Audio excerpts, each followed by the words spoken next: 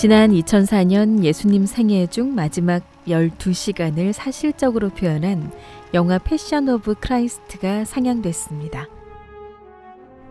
그 당시 이 영화는 예수님의 용서와 사랑을 더 깊이 이해하게 됐다는 쪽과 예수님을 잔혹한 죽음으로 몰아넣은 유대인들에 대한 적대감, 반유대주의를 불러일으킨다는 쪽으로 양분돼 뜨거운 논란을 일으켰습니다. 그러나 이런 논란들에 앞서 우리는 오늘날 기독 종파를 수만 개로 갈라놓은 예수님의 십자가 사건에 대한 이해를 놓고 몇 가지 본질적 물음들을 던져봐야 할 것 같습니다. 그 첫 번째는 예수님은 정확히 무슨 죄명으로 십자가 사형 언도를 받게 됐느냐는 것입니다.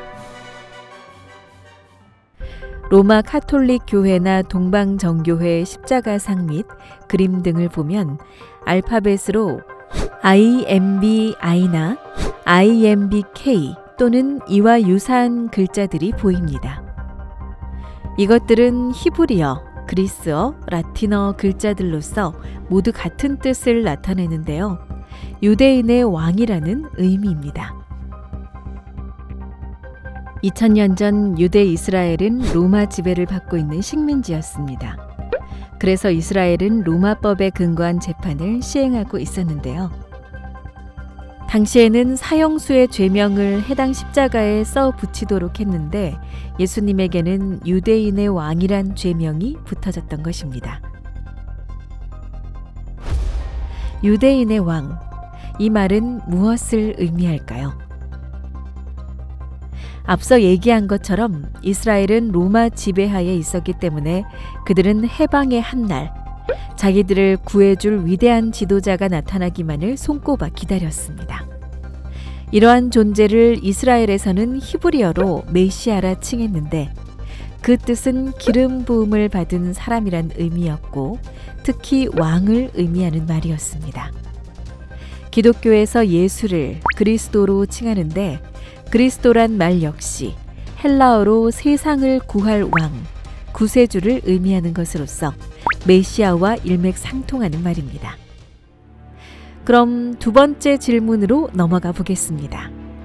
이 유대의 왕이란 제목으로 예수란 사람은 왜 죽게 됐던 것일까요?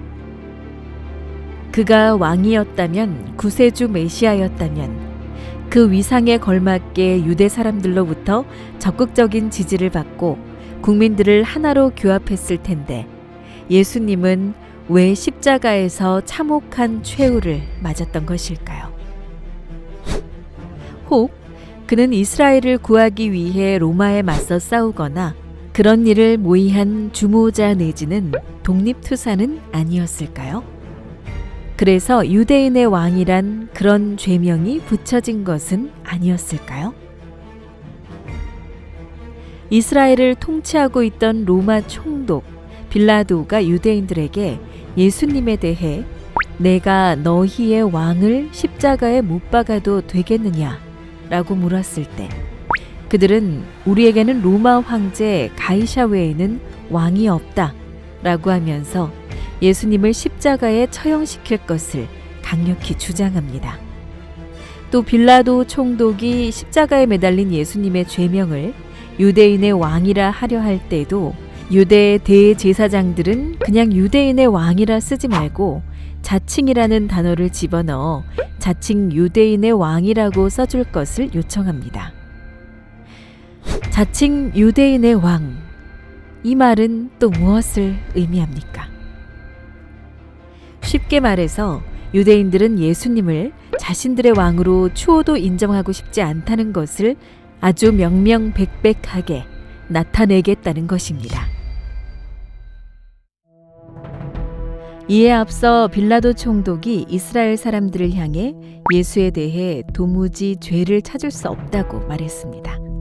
그러자 이스라엘 사람들은 그가 당연히 죽어야 할 것은 그가 자기를 하나님의 아들이라 했기 때문이라며 십자가에 못 박으라고 소리칩니다.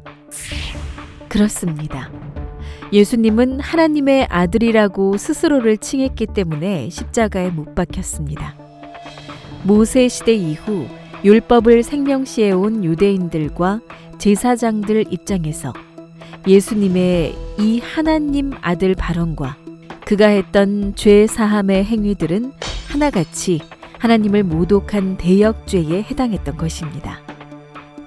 예수님은 율법에서 하나님이 휴식이라고 했던 안식일에 수많은 병자들을 살려냈고 밀밭에서 제자들과 이삭을 잘라 그것으로 허기를 달랬습니다.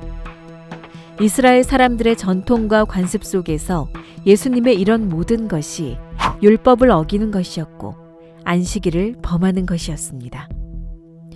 그래서 그들은 예수님에게 왜 당신은 안식일에 해서는 안 되는 일을 하느냐고 지적했는데 여기에 예수님은 스스로를 안식일의 주인이라고 말하면서 율법주의자들을 깜짝 놀라게 하고 더욱 분노하게 만든 것입니다. 예수님의 이와 같은 언행은 이스라엘 명절에 따른 특별 사면에서 강도 살인죄를 저지른 바라바라는 죄인과 예수님 중 누구를 놓아주길 원하느냐는 빌라도 총독의 물음에 바라바를 선택할 만큼 이스라엘 사람들을 증오케 만들었습니다. 그렇다면 세 번째 질문을 해보겠습니다. 오늘날 기독교계를 중심하고 가장 중요하고 뜨거운 논쟁거리며 질문이 되겠는데요. 과연 예수님의 십자가 죽음은 하나님의 섭리적 프로그램 가운데 반드시 있어야만 했던 필연이었던가? 그것이 아니면 있어서는 안 되었는데 불가피하게 발생한 매우 안타까운 죽음이었는가 하는 것입니다. 이런 질문이 지금까지도 첨예한 논란으로 자리 잡고 있는 것은 기독 성도들로 하여금 한 방향으로 이해할 수 있도록 성경이 그렇게 결론짓지 않고 있기 때문입니다. 일예로 마태복음 16장 23절에 예수님은 자신이 응당 십자가의 길을 가야 함을 예언했습니다. 그러자 그의 제자 베드로가 이를 만류했고 예수님은 만류하는 제자를 도리어 사탄이라며 내 뒤로 물러가거라. 너는 나를 넘어지게 하는 자로다. 라고 격하게 책망했습니다. 그리고 요한복음 19장 30절에서 예수님은 십자가에 못 박혀 마지막 숨을 거두기 직전 다 이루었다 라고 하나님 섭리 앞에 자신이 모든 책임을 완수한 것처럼 말했습니다. 그런데 이와 전혀 다른 각도의 말씀 역시 우리는 성경에서 발견할 수 있습니다. 신약 성경 최대 저자인 사도 바울은 고린도전서 2장 8절에 이렇게 말했습니다.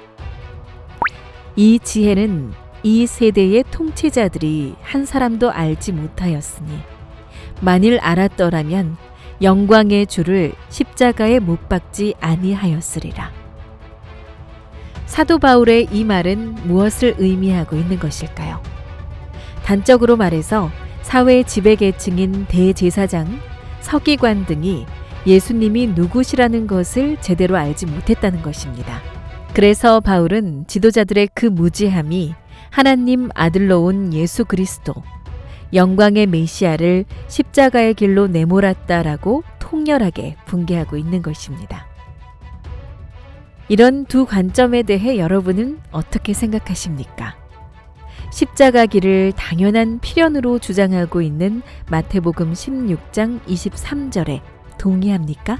그것이 아니면 예수님을 죽음으로 내몬 당시 지도자들에 대해 분개하는 사도 바울 의견에 동의하십니까? 마지막으로 네 번째 질문을 해보겠습니다. 예수님이 유대 땅에 온 목적은 무엇이었을까요? 다시 말하면 하나님은 왜 예수님을 보내셨냐는 것입니다. 선택받은 민족, 아브라함과 이삭과 야곱의 후손임을 자랑하는 이스라엘을 단지 로마 통치로부터 해방시키기 위한 목적이었을까요? 물론 그렇게 생각하는 유대인들도 있을 수 있겠지만 수천 년 인류 구원 섭리를 이끌어온 하나님 입장에서 유대인들만을 해방하기 위해서 예수 그리스도를 보내려 하지는 않았을 것입니다. 그렇다면 무엇일까요? 하나님은 왜 예수님을 보내셨을까요? 이 문제를 풀어내기 위해 우리는 성경 창세기에서 가장 중요하게 다뤄지고 있는 인간 조상 아담과 해와의 타락이 어떻게 이루어졌고 그것이 하나님 섭리에 대한 어떤 영향을 미쳤는가를 살펴봄으로써 예수님의 진정한 메시아 사명, 그분이 왜 강림했는가, 그 목적을 파악할 수 있을 것입니다. 그래야 수천 년에 걸쳐 뜨겁게 논란되고 수많은 기독 종파를 만들어낸 십자가 사건이 온당한 것이었던가, 부당한 슬픔의 역사였던가를 판별할 수 있을 것입니다. 만약 예수님의 십자가 사건이 하나님 섭리에서 온당한 필연적 과정이었고 그 목적이 죽음으로 온전히 성취된 것이라면 하늘을 쳐다보며 예수 재림을 애타게 기다리는 전 세계 수많은 성도들은 이제 그만 재림에 대한 갈망을 멈춰야 할 것입니다. 그러나 예수님의 십자가 행보가 있어서는 안 될 비극적 사건이었다면 예수님은 메시아로서 자신이 이루지 못한 인류 구원의 책임을 완벽히 이루기 위해서 반드시 다시 와야만, 반드시 재림해야만 할 것이고 모든 기독 성도들은 다시 오실 주님을 맞기 위한 준비에 온 정성을 쏟아야 할 것입니다. 그럼 이와 같은 문제인식 속에 그 궁금증을 메시아 강림과 그 재림의 목적에서 함께 풀어나가 보도록 하겠습니다.